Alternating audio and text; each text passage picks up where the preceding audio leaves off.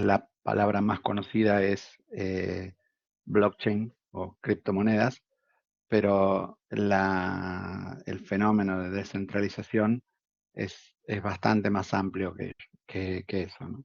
Y Zero Knowledge Proof, que es una de las tecnologías que vamos a ver hoy, es tanto o incluso a veces más importante que las tecnologías más fancy o las que están más en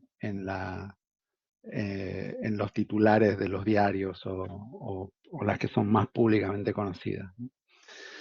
Eh, bueno, yo soy Guillermo, yo fundador de Extremian, y conmigo está Brian, con quien yo trabajo muy de cerca. Él es nuestro arquitecto de identidad y el que en el día a día se tiene que pegar contra muchas de las cosas que vamos a ver en el día de hoy, ¿no? La idea de hoy es tener un enfoque práctico de Zero Knowledge Proof, que además pueda ser usado por aquellos que quieran durante la hackathon para implementar las soluciones siguiendo los ejes temáticos que se proponen para esta hackathon. Después, un poquito más adelante, vamos a hacer un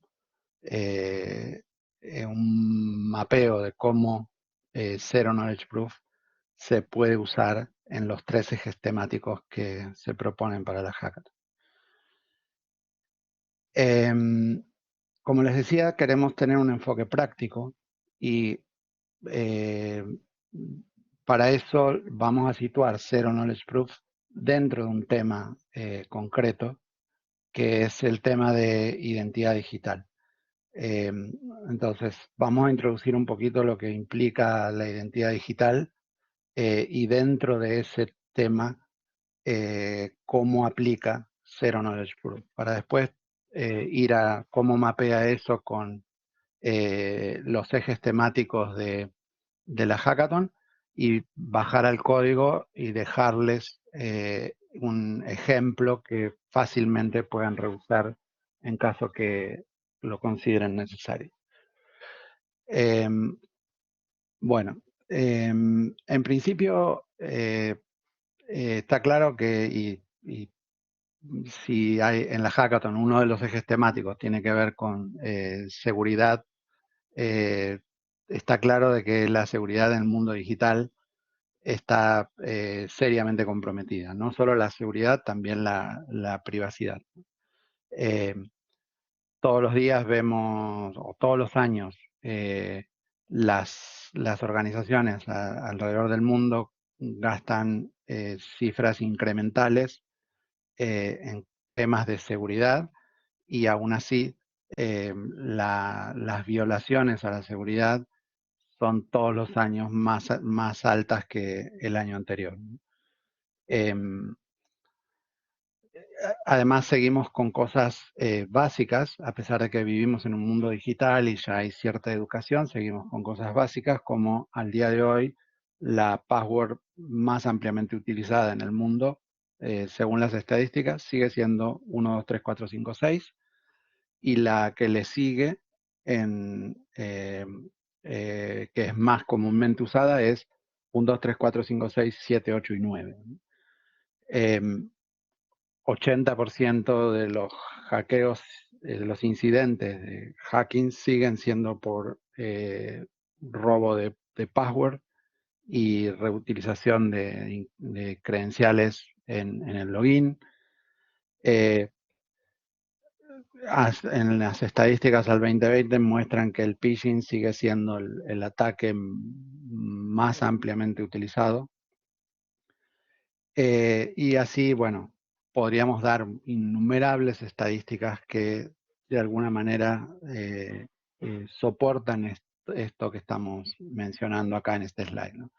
Claramente, la confianza dentro del mundo digital es una asignatura pendiente. El mundo digital evolucionó de cierta forma y lo que tiene que ver con la seguridad, con la privacidad, no está hecho por diseño. Fue un parche que se agregó después a la construcción que ya teníamos implementada.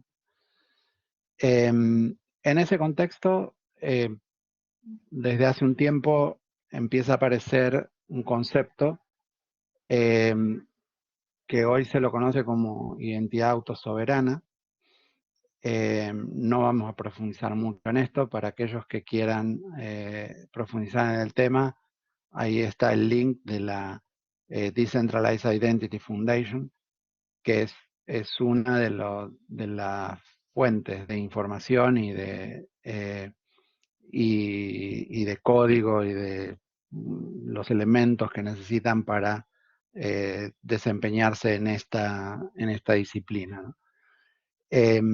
La identidad autosoberana viene justamente, o se creó inicialmente, por un lado, para devolver el control de la información a los individuos. Esto apuntaba inicialmente más hacia los temas de privacidad, pero luego rápidamente evolucionó a ser el fundamento sobre el cual se va a construir o se está construyendo una capa de confianza para el mundo digital. Hay dos elementos que son claves sobre los cuales se construye todo el concepto de identidad autosoberana. Uno es el concepto de los Decentralized Identifiers, o DIDs. Ahí en la pantalla hay un ejemplo, el W3C, que es uno de los organismos que dicta estándares para la Internet. Está en el proceso de estandarizar los DIDs. Y el otro elemento que es clave, que es fundamental en lo que es la identidad autosoberana, son las credenciales verificables. Así como los DIDs es básicamente un identificador universal, único, y autoverificable a través de criptografía, las credenciales verificables son piezas de información que se asocian a los identificadores y que están firmadas digitalmente. Estos dos elementos son los que utilizamos para construir nuestra identidad. Entendiendo por identidad todo lo que, por ejemplo, si estoy hablando de un individuo, todas las características que hacen único a ese individuo, ¿no? Por ejemplo, yo tengo un nombre, tengo un apellido, tengo una nacionalidad, vivo en algún lado, tengo título universitario, estoy vacunado. Es decir, si ustedes piensan en el mundo físico, van a ver la cantidad de credenciales que los describen de alguna manera y que se van asociando a distintos identificadores. Bueno, lo que busca la identidad autosoberana es recrear este proceso que en el mundo físico ya lo tenemos, pero en el mundo digital y además de manera descentralizada, es decir, que no dependa de una autoridad central, sino que se puede ir construyendo de abajo hacia arriba, ¿no? En la medida que fuimos evolucionando con esto, en la Decentralized Identity Foundation, en el W3C, se crearon mucho las bases tecnológicas para la identidad autosoberana, pero en la medida que fuimos avanzando nos fuimos dando cuenta de que no nos alcanzaba. Entonces, hace un par de años, dentro de la Linux Foundation, se creó un nuevo proyecto que es Trust over IP, que lo que hace es, por un lado, organizar todas las iniciativas que había alrededor de las iniciativas tecnológicas que había para creación de confianza en el mundo digital, y le agregó una dimensión, la que está a la izquierda, que es la dimensión de governance. Para aquellos que empezamos desde hace tiempo en el mundo de blockchain, en las criptomonedas, cuando decíamos que el código era la ley y suponíamos que con el código simplemente íbamos a poder establecer confianza por medios puramente digitales, la realidad nos mostró que no es correcto y que siempre el código tiene que estar o va a estar acompañada de mecanismos de gobierno. Entonces, el modelo de Trust over IP lo que hace es, por un lado, organiza todos los artefactos tecnológicos que se venían creando en este sentido, muchas especificaciones, muchos frameworks nuevos, mucho código, y a la vez le agrega una dimensión de gobierno para complementar y realmente tener un nuevo marco de confianza que pueda funcionar a la escala de Internet, ¿no? Y hacer que la Internet sea más privada, más segura por diseño y no un parche como viene siendo hasta ahora, ¿no? En ese contexto, bajo un poquito más y quiero introducirles un concepto. Ya les mencioné las credenciales verificables. ¿Cómo funcionan las credenciales verificables? Básicamente hay tres actores. Uno es el issuer. Por ejemplo, si yo una credencial verificable estuviese hablando de un DNI, por ejemplo, el issuer seguramente sería el RENAPER. Es el que genera la credencial verificable. El issuer se la firma y se la entrega a un holder o al beneficiario. El holder a partir de ahí la mantiene en su poder, como ocurriría en el mundo físico. Lo único que acá se usan, hay un concepto nuevo que está surgiendo, que es el de Identity Hubs o Identity Wallets, que son mecanismos donde yo puedo ir acumulando mis credenciales verificables, ¿no? Entonces, el issuer crea una credencial, la firma y se la entrega al holder, y el holder puede presentar esa credencial verificable en todo caso que se lo requieran. La realidad es que no es una buena práctica presentar la credencial verificable, después lo vamos a ver, sino presentar una prueba creada a partir de la credencial verificable. ¿Por qué es esto? Bueno, ahí es donde empezamos a entrar ya más en temas de privacidad y de seguridad, ¿no? Hoy en día en el mundo físico nosotros revelamos mucha información. Por ejemplo, si yo voy a entrar a un bar y quiero probar que soy mayor de 18 porque venden bebida alcohólica, presento mi DNI. Ahora, mi DNI, además de probar que yo soy mayor de 18, dice cómo me llamo, dónde vivo, y si fuera mi licencia de conducir, hasta dice mi grupo sanguíneo, ¿no? Es decir, estoy revelando un montón de información innecesariamente. Y en el mundo digital ya sabemos que revelar más información de lo necesario típicamente termina en problemas de seguridad, ¿no?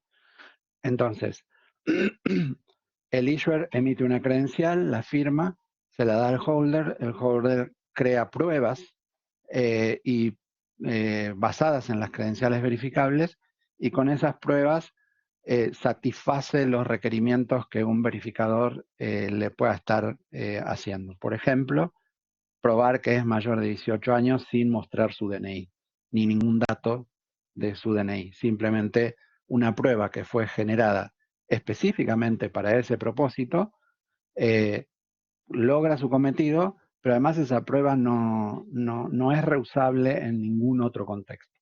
No revelo información y tampoco doy ningún tipo de información que pueda ser reusada en otro contexto.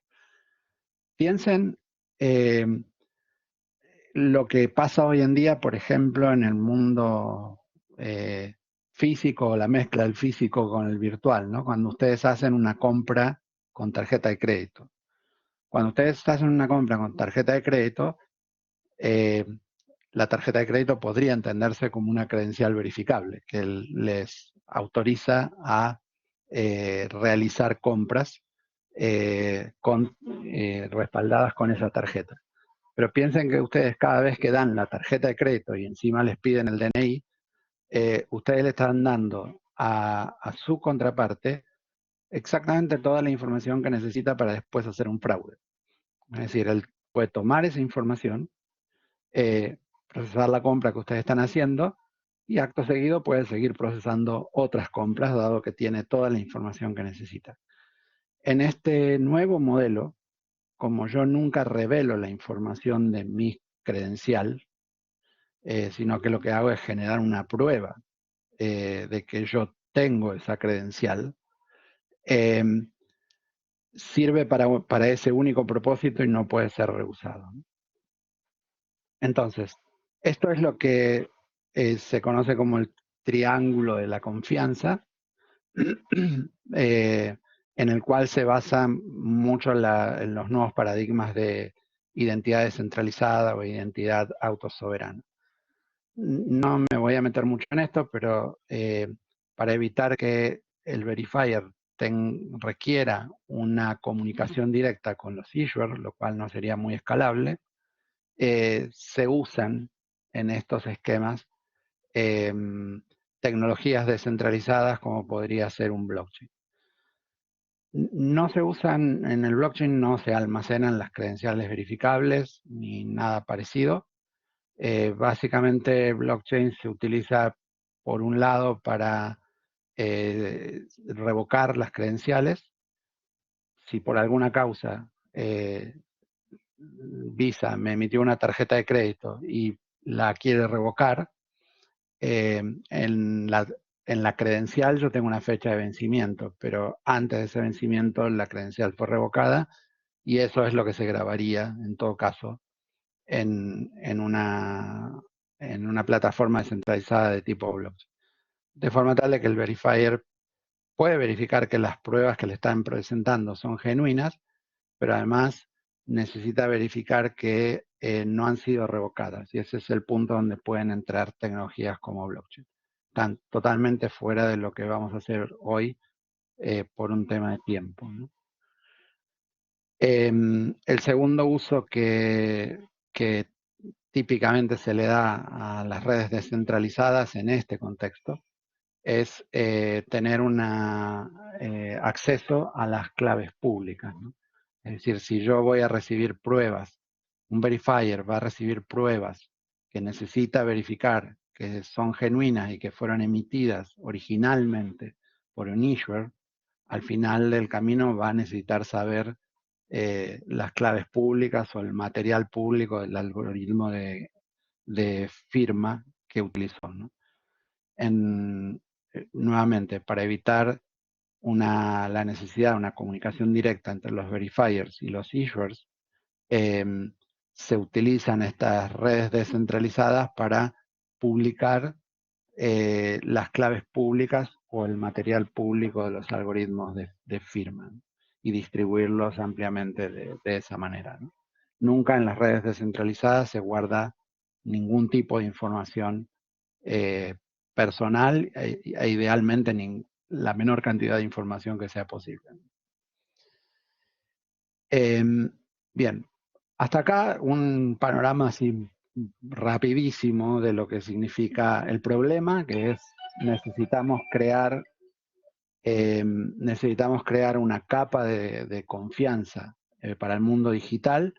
La solución, que es todo lo que se está gestando desde la identidad autosoberana y de organismos como Trust over IP o el Decentralized Identity Foundation, y los pilares que son los DID y las Verifiable Credentials, ¿no? Con los roles del issuer, del holder y del verifier. Ahora, permítanme, habiendo introducido lo que es la identidad autosoberana, vamos adentrándonos todavía un poco más abajo y veamos qué es Zero Knowledge Proof. Y bueno, Zero Knowledge Proof es un concepto bastante amplio. pero que se resume básicamente a que son técnicas criptográficas que le permiten a alguien probar que tiene el conocimiento de algo, de una pieza de información, sin revelar nada más que este hecho. Es decir, yo pruebo que tengo conocimiento de esa pieza de información. Hay un cuentito que sirve para ejemplificar esto de una manera de que se pueda entender fácilmente, que es la cueva esta de Alibaba, ¿no? Donde yo tengo a Bob y a Alice. Tengo una cueva que tiene dos entradas y que se comunican por adentro, y que en algún lugar del camino hay una puerta que requiere un código secreto para para abrirla, ¿no? Entonces, la idea es que Alice le pueda probar a Bob que que conoce el código secreto sin revelarle el código secreto. ¿Cómo lo puede hacer? Bueno, Alice entra por alguno de los dos caminos a la cueva, y si entra por el B, como en este caso, en algún momento va a llegar a la puerta. Si tiene el código, si conoce el código, lo va a poder introducir, va a poder abrir la puerta y va a terminar apareciendo por la otra entrada o salida. De esa manera, Bob puede saber que Alice conoce el código, pero sin que Alice tuvo que revelar, le haya revelado cuál es el código y ninguna otra información. Esto en muy resumidas palabras es una prueba de conocimiento cero, ¿no? Realmente es muy resumido porque el Zero Knowledge es muy amplio. Pero como les decía al principio, lo queremos llevar a algo práctico que ustedes lo puedan usar en la hackathon ahora en un par de semanas, ¿no? Ahora, ¿cómo se aplica Zero Knowledge en el contexto de la identidad descentralizada? Hay varias aplicaciones, pero voy a ir a la que vamos a ver ahora en la demo, y probablemente la más usada, ¿no? Recuerden las credenciales verificables. Hay un issuer que firma una credencial y se la entrega al holder. Y el holder genera pruebas a partir de esa credencial, ¿no? El Zero Knowledge lo que me permite es, dada una credencial, me permite probar que yo estoy en posesión de la credencial, que está firmada por el issuer, sin revelar ni la firma original del issuer, ni el contenido completo de la credencial. Piensen que una firma digital, tal como la conocemos comúnmente, es un identificador único de esa credencial, ¿no?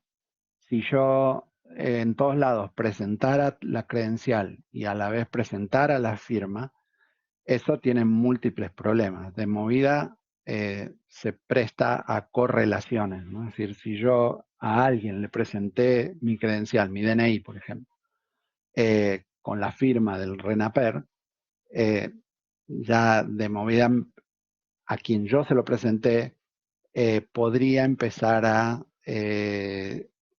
tratar de correlacionarme, ¿no? Es decir, en dónde más está apareciendo esa firma, y si sabe dónde aparece esa firma, ya sabe que yo estoy presentando mi DNI en algún lugar, ¿no? Lo cual, por un lado, ya tiene problemas de privacidad, pero en la medida que la información sea reusable, se presta a ataques del estilo de replay attack o ese tipo de cosas, ¿no? Entonces, la idea es, yo tengo una credencial firmada por el RENAPER, pero no la voy a presentar. Voy a presentar pruebas que son construidas específicamente para un propósito y que cada prueba va a ser distinta. Es decir, no me pueden ni correlacionar, ni tampoco pueden conocer la totalidad de los datos de mi credencial. Solo van a tener lo que sea necesario en cada momento. Esta última propiedad o esta última funcionalidad es lo que se conoce como Selective Disclosure, ¿no? Yo revelo la mínima información que sea necesaria para cada caso, ¿no? Por ejemplo, si me paran en la calle, estoy manejando y me piden el registro, lo que quieren verificar es que yo esté autorizado a manejar el tipo de vehículo que estoy manejando. Para eso no necesito presentar el registro de conducir. Lo único que tengo que hacer es probar que yo estoy habilitado a manejar ese vehículo, ¿no? En el mundo físico esto no era posible, en el mundo digital sí es posible, y en el mundo real de Argentina y Buenos Aires, en breve va a ser además muy común, porque, por ejemplo, nosotros estamos en un proyecto con el gobierno de la Ciudad de Buenos Aires para implementar la identidad autosoberana en la Ciudad de Buenos Aires. Ahora, ¿cómo mapea esto con los temas que ustedes van a tener que trabajar en la hackathon? Son inclusión financiera, ciberseguridad, privacidad, productividad y automatización. Bueno, inclusión financiera. Una de las causas más comunes de exclusión financiera, aunque parezca raro en el siglo XXI, es gente que ni siquiera tiene una identidad. En el caso de Argentina, ni siquiera tiene un DNI. Parece raro, pero es bastante común el hecho de que no se pueda acceder a un producto de servicios financieros por el simple hecho de no tener una identidad. Una de las cosas que viene a resolver la identidad autosoberana es justamente esta, ¿no? La segunda es que, a pesar de que tengan un DNI, en muchos casos no pueden probar, no pueden probar, por ejemplo, si se enfrentan a una necesidad de crédito, no pueden probar capacidad de repago, porque, no sé, hay gente que trabaja en una economía informal y por lo tanto no puede presentar un recibo de sueldo, no puede presentar historia crediticia, no puede presentar absolutamente nada porque está fuera del sistema, justamente. Bueno, eh, utilizando los mecanismos de identidad autosoberana, se puede empezar a crear una reputación o parte de lo que es mi identidad es mi reputación, ¿no? El problema que tenemos hoy en día es que nosotros creamos reputación en muchos lugares, pero el dueño de la reputación es el dueño de la plataforma, ¿no? Por ejemplo, alguien que trabaje manejando un Uber crea una reputación como chofer de Uber, pero si después quiere ir a Cabify, no puede portar su reputación a Cabify, la tiene que volver a construir, ¿no? En los conceptos de identidad autosoberana, la reputación me sigue. Es decir, es parte de mi identidad y por lo tanto yo la tengo disponible para ser usada en todo momento. Esto que parece un poco extraño, hay experiencias prácticas acá en Argentina incluso, en algunas de los barrios carenciados, donde se implementó el concepto de identidad autosoberana y la creación de reputación en forma descentralizada como forma de sustentar el pedido de, por ejemplo, un crédito. Y como les decía antes, en la medida que ahora el gobierno de la Ciudad de Buenos Aires avance en una implementación masiva de esto, bueno, se va a volver cada vez más común, ¿no? Entonces, inclusión financiera, el simple hecho de darle una identidad a la gente y darle la posibilidad de tener una reputación para acceder al crédito es de lo más inclusivo que uno puede pensar en servicios financieros. En ciberseguridad y privacidad, bueno, muchos de los ejemplos que dimos antes, ¿no? Es decir, eh, si yo tengo una credencial verificable, el uso más común o el más básico o el primero que a uno se le ocurre de una credencial verificable es hacer el login donde el proveedor de identidad soy yo mismo. En vez de que sea logueate con Facebook, lo cual le dice a Facebook, le da información en todos los lugares donde yo me estoy logueando, es logueate con tu propia identidad. Ese es el caso de uso tal vez más básico que hay de uso de una credencial verificable, ¿no? Pero además, insisto, cosas como yo nunca voy a revelar mi credencial, sino que voy a generar una prueba que es específica para ese caso. Sería el equivalente a lo que es un one-time password. Bueno, es algo que por diseño está habilitado con identidad autosoberana. El selective disclosure, es decir, revelar la menor cantidad de información posible, es algo que por diseño está incluido en la identidad autosoberana. Yo no me metí ahí, pero ataques de phishing en la identidad autosoberana a mí me permite generar canales seguros, peer-to-peer, no importa el transporte que esté usando, podría ser vía email, podría crear un canal peer-to-peer seguro usando nuevos protocolos como DID-COM para evitar este tipo de ataques, ¿no? Y así, bueno, podría seguir nombrando un montón de temas que tienen que ver específicamente con la ciberseguridad y la privacidad basados en estos nuevos paradigmas.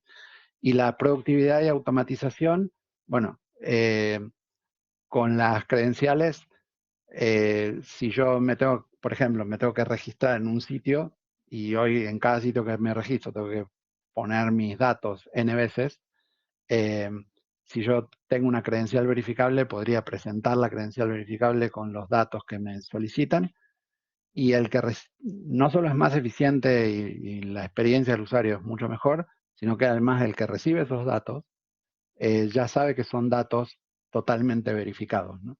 Que yo no puedo ser, por ejemplo, un bot y estar haciendo un ataque con una identidad falsa, ¿no? En el mundo, por ejemplo, vuelvo a lo que está implementando la Ciudad de Buenos Aires. Una de las cosas que quiere lograr la Ciudad de Buenos Aires es que una vez que ustedes tengan su Identity Wallet y sus credenciales ahí, las puedan usar en principio en cualquier lugar o en cualquier trámite que tenga que ver con la Ciudad de Buenos Aires. Pero después incentivar a los privados dentro de la Ciudad de Buenos Aires a que reciban estas credenciales de forma tal de que los procesos todos tienen una mejor experiencia de usuario y son mucho más seguros y son mucho más eficientes, ¿no? Entonces, identidad autosoberana aplica a los tres ejes temáticos.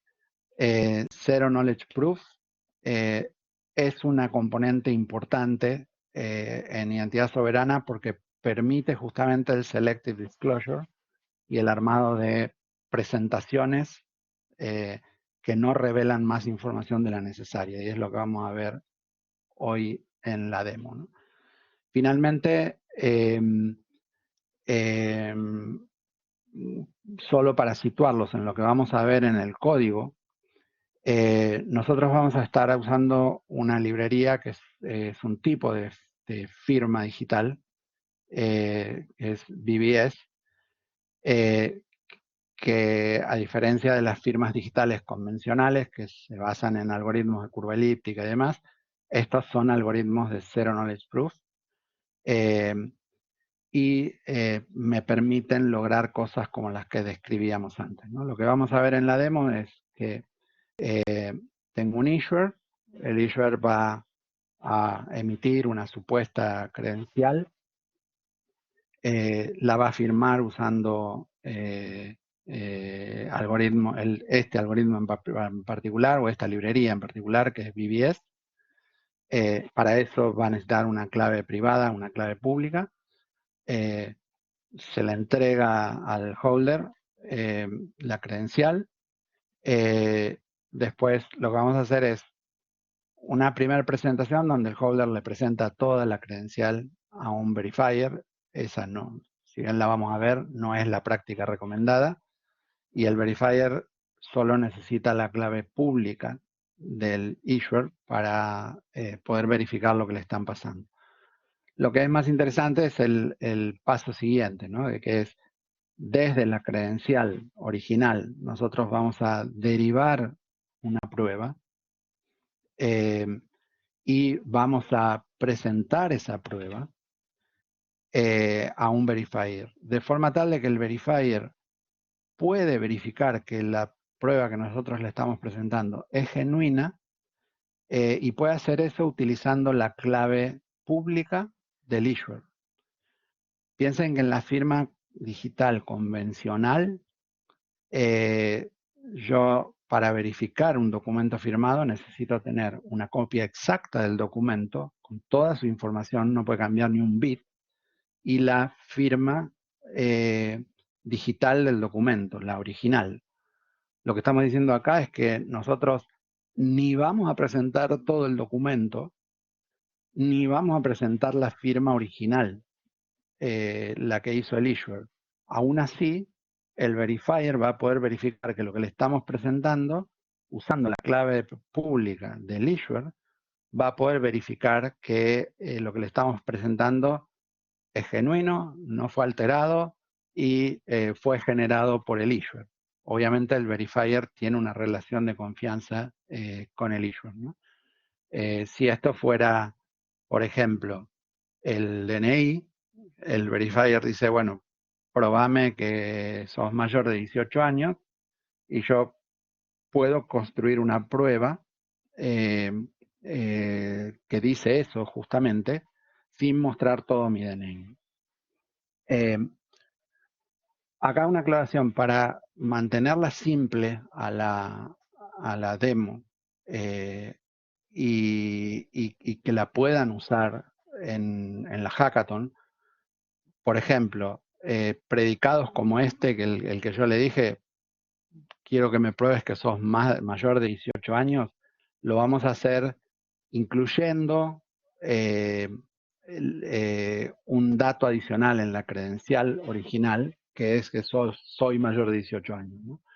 Eso no sería necesario, pero nuevamente, para mantenerlo simple y que pueda ser usable fácilmente, hicimos esa simplificación. Ahora lo van a ver cuando le muestre Brian, que cuando él genera la credencial verificable, ya le inserta ciertos predicados. Nuevamente, esto no necesariamente tiene que ser así, pero si lo hiciéramos de la otra manera, sería más complejo y menos reusable para la hackathon. Bueno, hasta acá todo lo que yo tenía que decir. Ahora le voy a pasar el control a Brian. Brian, ¿estás ahí? Y muchas gracias, Guille. Gracias por toda la explicación. Dejo de compartir. Perfecto. ¿Se escucha bien, no acá? Sí. Perfecto. Bueno, paso a compartir yo entonces. Ahí, puse la cámara.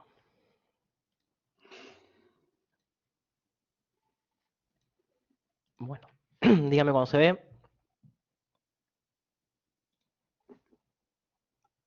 Ahí se está viendo. Perfecto. Bueno, lo primero que voy a hacer es presentarles el repo donde tenemos la demo que voy a mostrar para que ustedes mismos la puedan ver, la puedan tener también. Voy a pegarla en el chat, pero entiendo que después se las van a pasar por otros medios también. Bueno, ahí la puse en el chat, esto para que lo tengan. No es necesario que lo vayan viendo a la par mía, pero bueno, para que les quede, por si lo quieren ver. Bueno, en este repo tenemos justamente la demo con 4 escenarios que son los que mencionó Guille en el gráfico que estaba mostrando al final. Los 4 escenarios son la creación de una credencial, la verificación de esa credencial completa, por otro lado la derivación de la credencial y finalmente la comprobación o verificación de la credencial derivada. ¿Sí? Son los 4 escenarios que tenemos paso a paso en nuestra demo, así que lo vamos a ir viendo ahora de a poquito para ir viendo cómo se hace cada uno de los pasos.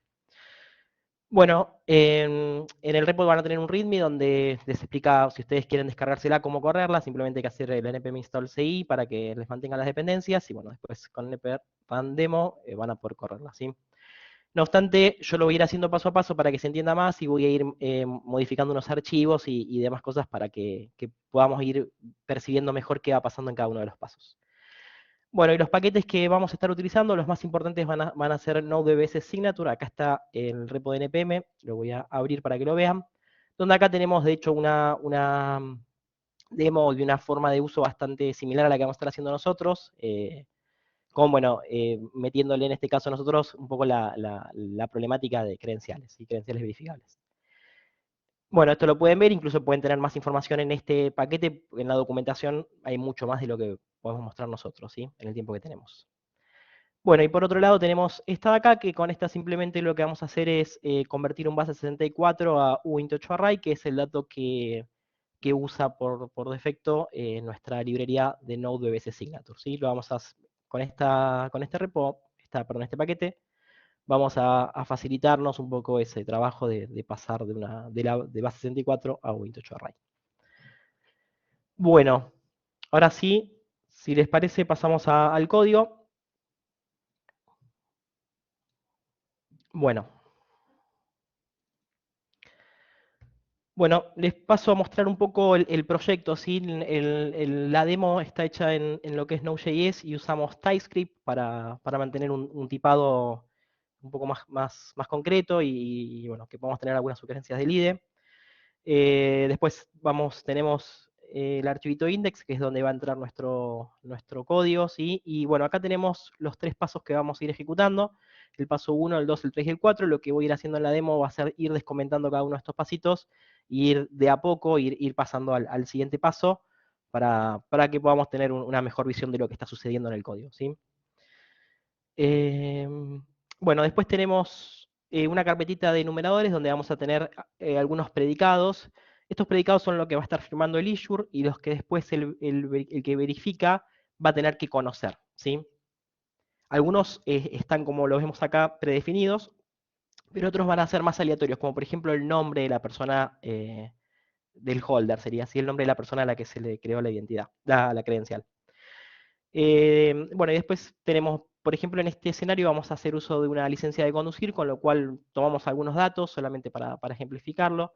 Vamos a tener un predicado que hace referencia a la edad. Saben que en la licencia de conducir no es lo mismo ser mayor de 65 o menor, porque se va cambiando, necesitamos ir una vez por año a renovarlo en el caso de que seamos mayores de 65.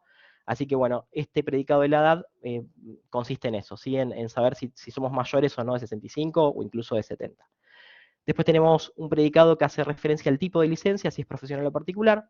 Y finalmente tenemos un predicado de nacionalidad, como modo de ejemplo, simplemente argentino o británico, ¿sí? Después vamos a tener un helper. Este helper lo vamos a usar para convertir un string a uint8array. Bueno, de nuevo, uint8array es el tipo de dato que usa la librería de BBS para poder trabajar, ¿sí? Bueno, y finalmente tenemos los paso a paso, ¿sí? El paso 1, que es la generación, que ahora lo vamos a ver en detalle, la generación de la firma y claves públicas y privadas para el issuer, la verificación del mensaje, la derivación de las pruebas y finalmente la verificación de las pruebas derivadas, ¿sí? Ahora lo vamos a ver esto en detalle paso a paso porque es donde lo vamos a meter. Y me quedó perdón, tenemos una función que exporté, que es get, para obtener los predicados, justamente donde acá se está definiendo y se está emitiendo precisamente los predicados de la licencia. ¿Sí? Juan Pérez es el nombre aleatorio, que era el que les decía, el nombre de la persona a la que le estamos emitiendo la licencia. Y ya tenemos que para esta licencia va a ser de uso profesional, va a ser argentino y va a ser menor de 65. Estos predicados van a ver cuando vayamos a la verificación, si el que verifica cambia uno de estos predicados o espera un valor diferente, esa firma, esa validación o verificación va a dar inválida. Sin embargo, el verificador no va a saber el valor real de la credencial. Ahora lo vamos a ver en detalle. Bueno, y después, perdón, tenemos la carpetita data, esta de acá. Esto lo vamos a usar para poder pasar datos desde uno de los, desde el paso 1 al paso 2, sería básicamente como una capa de transporte de datos, ¿sí? Porque la idea es que los datos estos viajen en base 64, y lo que mostramos con esto es justamente que podemos extraer el dato en base 64, convertirlo al tipo de dato que necesita la librería de BBS y finalmente seguir trabajando como si nada, ¿no? Vamos a usarlo como una capa de transporte. Lo correcto es que en un proyecto de verdad la capa de transporte no va a ser un archivo, sino que van a ser otros medios, ¿sí? Pero en este caso vamos a usar esto básicamente como una capa de transporte de datos. Bueno, y finalmente tenemos el package.json, que se los muestro rápido, pero bueno, no tiene mucho. El package.json simplemente tiene, bueno, el script de demo, que es el que nos permite correr la demo. Y bueno, tenemos las dependencias, ¿sí? Fíjense que son muy poquitas dependencias, son las dos que mostré, y bueno, obviamente como esto está corriendo en TypeScript, tiene algunas puntuales de TypeScript y de no, ¿sí? Pero no más que eso. Bueno, vamos si quieren ya nos metemos en la demo, ¿sí? Vamos a correr el primero de los casos, que es precisamente la generación de una credencial. Bueno, vamos a correr ahí. Bueno, lo primero que vamos a necesitar para el Azure, acá recuerden que el que genera la credencial es el Azure. Lo primero que va a necesitar, y que lo tenemos puesto en la demo para que vean cómo se hace, es la generación de un par de claves públicas y privadas. Esto no se tiene que hacer cada vez que se genera una credencial, cada vez que se genera o se firma un mensaje. Lo ponemos acá solo como para que ustedes tengan la referencia. Lo que hay que hacer es, se genera una vez y después se pueden firmar los mensajes con esas claves que se generaron en algún momento. Si quieren crear más de una clave, bueno, ya es decisión de ustedes, ¿no? Pero no es necesario que por cada mensaje se generen estas claves. Voy a correr esto. Esto nos va a exponer, precisamente ya acá se crean.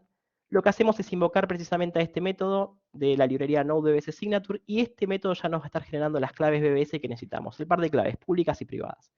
Esto lo ponemos acá en esta constante y simplemente la llamamos de esta manera: public key y secret key. Y ya tenemos ahí la información necesaria para tener los dos pares de claves, ¿sí? La pública y la privada. Nosotros lo que estamos haciendo acá además es pasarla en base 64, porque la vamos a guardar de esa manera, ¿sí? Después, cuando la queremos validar, tenemos que volverla a llevar al 8 array, ¿sí? A un array de 8 bits. Después vamos a ver cómo se hace eso. Yo esto me lo voy a copiar, este base 64, y lo voy a llevar a lo que dije que era mi capa de transporte de datos, ¿sí? La clave pública la voy a poner acá y la clave privada la voy a poner acá. Esto después lo va a usar, la clave privada no la va a usar más nadie, pero la clave pública sí la va a usar después el verificador para confirmar que el mensaje lo firmó el Azure, ¿sí? Bueno, voy a seguir. Lo que hacemos acá en getPredicates, esto es lo que yo mostré, lo que hacemos es básicamente devolver la credencial, ¿sí? Esto es lo que había mostrado. Vamos a crear una credencial que tenga estos predicados. Esto lo devuelve en un array, ¿sí? Y como yo les digo, trabaja en un int 8 array, con lo cual nosotros lo escribimos como un string, pero después, gracias a esto que tenemos acá, y fíjense que acá estamos usando nuestro helper, convertimos de un string a, bueno, uint 8 array, ¿sí? Por eso les muestro acá, cuando ya llegamos a este punto, lo tenemos todo en un int 8 array, ¿sí? Que es como lo necesita la librería. Bueno, una vez que tenemos todos los predicados que queremos firmar, simplemente procedemos a hacer la firma. Para hacer la firma vamos a necesitar el par de claves públicas y privadas que generamos acá arriba, ¿sí? Que como les digo, esto lo estamos generando acá, pero puede ser un dato que entre por otro lado, que está almacenado en otro lugar. Y lo que vamos sí a necesitar, que seguramente se generen en el proceso cada vez que queremos generar la firma de mensajes, son los predicados, ¿sí? Los predicados que va a tener nuestra licencia. Simplemente necesitamos estos dos datitos. Bueno, acá ya tenemos la firma, la voy a proceder a loguear en consola en base 64. Nos queda acá abajo, yo me la voy a copiar y la voy a llevar precisamente a un archivo que está esperando el verifier para levantarlo. Está de acá, en este campito. Bueno, con eso terminó la firma, ¿sí? Esto que tenemos acá es la firma de nuestra credencial. es nuestra credencial. Obviamente el dato no se puede leer nada, no llega, no puede apreciar nada de lo que está pasando acá adentro. Bueno, vamos ahora al caso de uso donde una persona quiere empezar a usar todo esto para verificar si la información que tiene de alguien o de alguien que espera que esté del otro lado se corresponde con las pruebas que le está mostrando. En el caso del verifier voy a correr esto, voy a proceder de nuevo al index donde teníamos nuestro orquestador, voy a comentar el paso 1 y voy a descomentar el paso 2. Precisamente lo que queremos es verificar el mensaje con la clave pública de Leisure. Este es el escenario que dijo Guille que no es el indicado. ¿Por qué? Porque lo que vamos a estar verificando acá es el mensaje completo. Es cada uno de los predicados de nuestro mensaje, ¿sí? De los predicados de nuestra licencia. Bueno, lo primero que necesitamos es el mensaje firmado. Esta fue la firma que acabé de poner yo en el otro archivito. ¿Sí? Es el mensaje que nos devolvió Leisure cuando firmó. Esto le va a llegar al verifier, ¿sí? Y, bueno, el verifier va a necesitar, perdón, acá, para que podamos ver, va a necesitar la firma, ¿sí? En base en uint8 array, como lo veníamos mostrando. Siempre vamos a manejar ese tipo de datos para la librería, así que tenemos que hacer las conversiones pertinentes para lograrlo, ¿sí? De base 64 siempre a uint8 array. Bueno, y entre otras cosas vamos a necesitar la clave pública de Leisure, ¿sí? Que era el otro dato que necesita el verificador para poder verificar y cerrar esta idea, ¿sí? Bueno, es lo que tenemos acá, que también es la clave que pusimos en el otro archivito cuando generé las claves, ¿sí? Una vez que tenemos eso, procedemos a la verificación. El que verifica tiene que conocer cada uno de los predicados y el valor de esos predicados, porque justamente lo que está tratando de decir es, bueno, la información el que está del otro lado, ¿es Juan Pérez, que es el que debería estar del otro lado? ¿Tiene la licencia profesional? ¿Es argentino y menor de 65? Si alguno de estos predicados no es real, lo que vamos a obtener es que la verificación no va a ser correcta. Sin embargo, yo, el otro para demostrarme, o yo para verificar eso, no necesito revelar el nombre. Si no es Juan Pérez, no voy a saber quién es. Sí sé que no es Juan Pérez. Ahora lo vamos a ver en un ejemplo, en el ejemplo donde esto no es real. Estos predicados son los correctos, son los que firmó efectivamente Leisure. Vamos a correrlo. Y esta verificación nos tiene que dar true. Fíjense que dice verify, true. ¿Por qué? Repito, porque estos son los predicados, en este caso el verifier, se está encontrando del otro lado con la persona que dice ser, ¿sí? El verifier tiene que tener contexto e información, obviamente, además tiene que conocer la manera en la que Leisure genera sus predicados, y tiene que conocer el estándar con el que Leisure genera esos predicados, ¿sí? Acá hay una conexión y conocimiento de contra quién yo estoy verificando, además de que conozco su clave pública, ¿no? Bueno, esto simplemente lo dejamos ahí. Voy a hacer una pruebita ahora. Voy a ponerla acá en vez de Juan Pérez, Santiago. Voy a ponerle Santiago Fernández. Bueno, voy a volver a correr esto. Voy a volver a verificar, pero ahora resulta que la persona, como el issue le emitió a Juan Pérez y yo estoy verificando a Santiago Fernández, esta verificación no va a ser correcta. Cuando yo verifique, me va a dar que la verificación es falsa. Sin embargo, yo sé en este punto que el que está del otro lado no es Santiago Fernández, pero no sé quién es, ¿sí? Lo mismo con cualquiera de los otros predicados. Puedo preguntarle si es mayor a 65 y al final era menor, pero no voy a saber si es mayor a 70, o por ejemplo en la nacionalidad lo mismo, ¿sí? Yo no conozco, sé que no es Santiago Fernández, pero no sé quién es. Bueno, vamos a dejar esto como estaba. Vamos ahora al paso 3. ¿Sí? El paso 3 es el que deberíamos usar, que es que de alguna manera el verifier le está pidiendo al holder, al que tiene esa información, que le derive datos, y no necesita toda la información.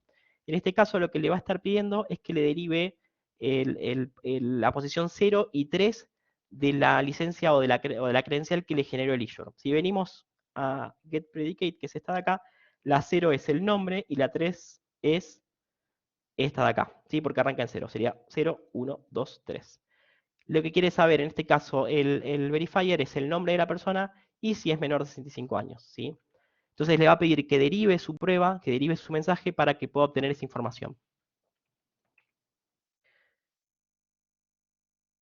Bueno, procedemos a la prueba.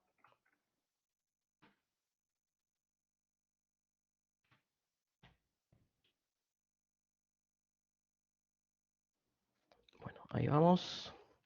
Bueno, siempre partimos, como digo, del mensaje firmado. Tenemos la firma.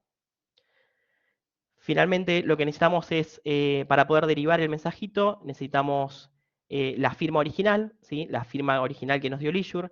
Necesitamos la clave pública de Leisure, ¿sí? Necesitamos el mensaje original, los predicados en texto plano que nos brindó Leisure.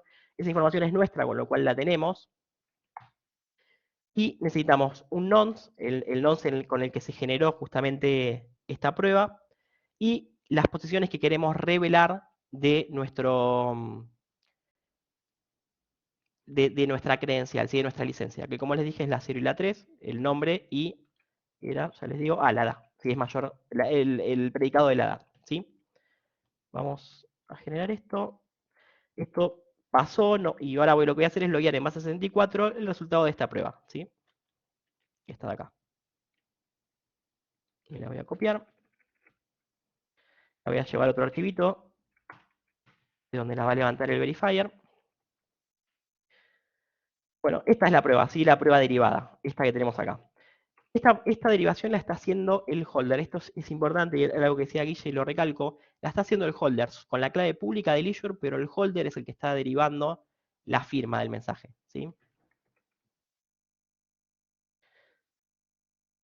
Volvemos al index. Comento esto y vamos ya al paso 4, donde nosotros podemos, el verifier va a poder verificar esa prueba derivada, ¿sí? Acá muestro, bueno, lo corro y mientras lo corro lo voy explicando.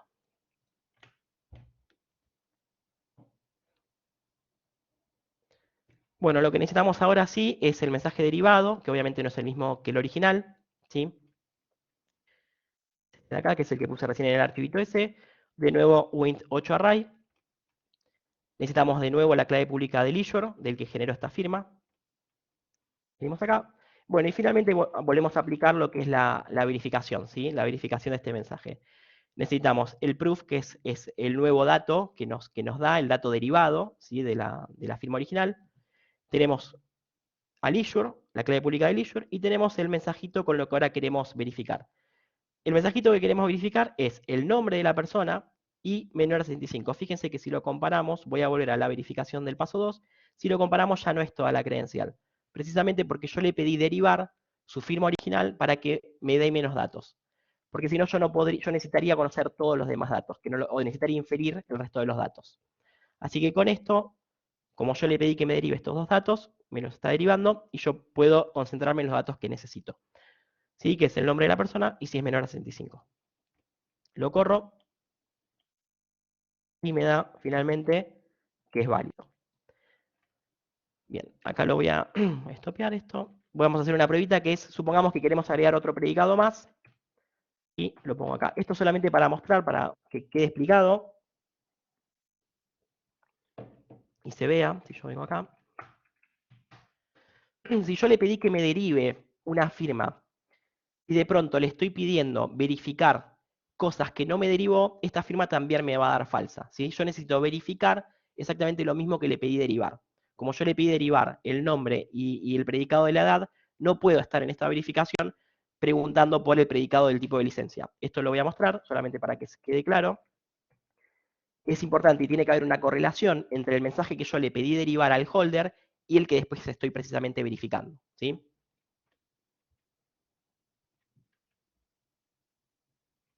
El mensaje es el mismo, no lo voy a volver a derivar, pero lo que sí voy a hacer es hacer una verificación diferente. Le agrego a la verificación el predicado del tipo de licencia. Yo vengo y corro, ahora me va a dar que la verificación es falsa.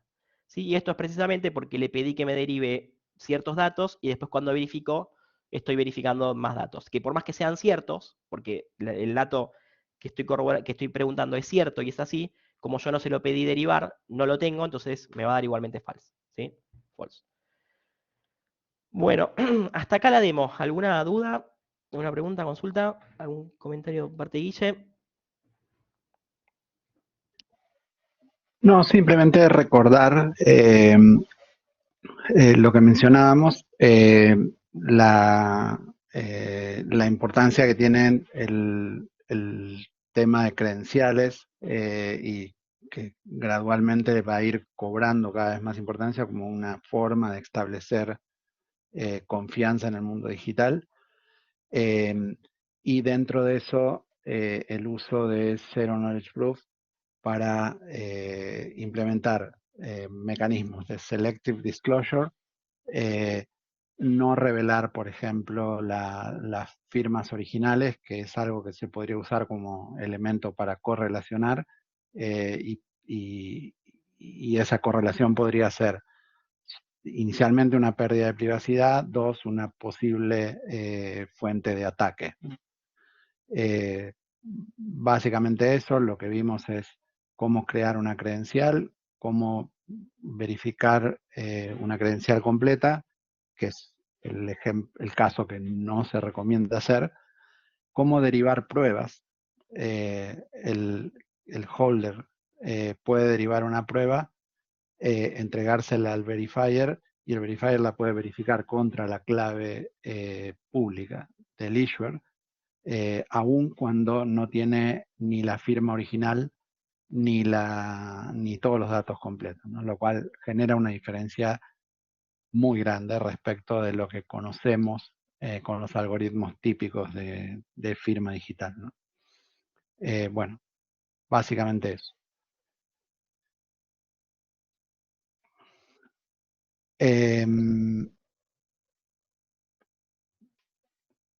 Hacemos una pequeña pausa. Si hay preguntas, podemos continuar. Ahí hay una pregunta.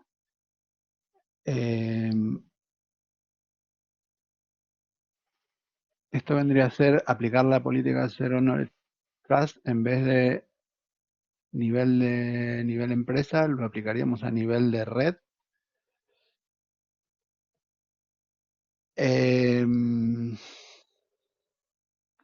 No estoy muy seguro de entender la pregunta. Lo que estamos usando es la tecnología de Zero Knowledge Proof para poder tener información firmada digitalmente, reusar esa información, poder presentarla donde sea necesaria, restringiendo al máximo la cantidad de información que revelamos, pero sin perder la cualidad de esa información de que es verificable, ¿no? Es decir, si es mi DNI, yo revelo solo la mínima cantidad de datos, y aún así se puede seguir verificando la parte de los datos que yo revelé. ¿Qué mecanismo de Zero Knowledge Proof se utiliza para crear las firmas? Es una suite criptográfica que se llama BLS, B larga LS. Es una de las tantas tipos de firmas que hay en Zero Knowledge Proof. Y las características que tiene esa suite criptográfica es la velocidad que tienen. La velocidad que tiene este algoritmo es casi similar a la que tenemos con los algoritmos de curva elíptica comunes. La longitud de la firma es casi la que tendríamos con algoritmos de firma digital comunes. Es decir, hay una ventaja grande porque típicamente las suites criptográficas de Zero Knowledge Proof, por un lado, requieren un poder computacional muy grande y típicamente las pruebas ocupan mucho espacio. En el caso de BLS, que es el tipo de criptografía que usa la librería BBS, es muy rápida, muy eficiente, y las pruebas son muy cortitas, no ocupan mucho espacio.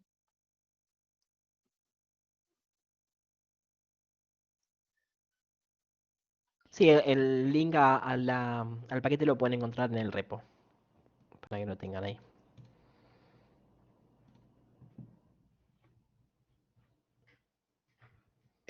Nosotros vamos a subir acá ahora la presentación.